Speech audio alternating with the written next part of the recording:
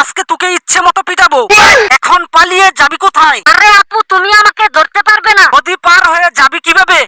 আরে এখানে নদীর পাড়ে কত সুন্দর একটা কাঁকড়া। এই দেখো আপু, কত সুন্দর কাঁকড়া পেয়েছি।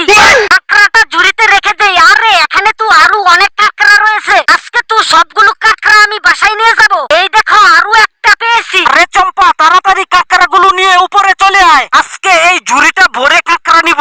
এই দেখো আপু, ওখানে আরো অনেক কাঁকড়া দেখা যাচ্ছে। আরে বাপরে, এই কাঁকড়াটা কত বড়। ছোট কাঁকড়াগুলো রেখে এই বড় কাঁকড়াটা নিয়ে যাব। আপু দেখো, এই কাঁকড়াটা কত বড়। আরে বাহ চম্পা, কাঁকড়াটা কত বড়। এই বড় কাঁকড়াটা নিয়ে উপরে চলে আয়। আরে আপু দাঁড়াও, এক্ষুনি উপরে উঠে আসছি। আরে চম্পা, আমি খুব ভালো রান্না করতে পারি। আজকে এই কাঁকড়াটা আমি তোকে নিজের হাতে রান্না করে খাওয়াবো। এত চাপা মেরো না, আমি তো সবই জানি। বেশি বগর বগর করবি না। তোমার রান্না খেলে তো বাথরুমে দৌড়াতে হবে। আপনি যদি আল্লাহকে ভালোবেসে থাকেন তাহলে ভিডিওতে লাইক ও চ্যানেলটি সাবস্ক্রাইব করে দিবেন।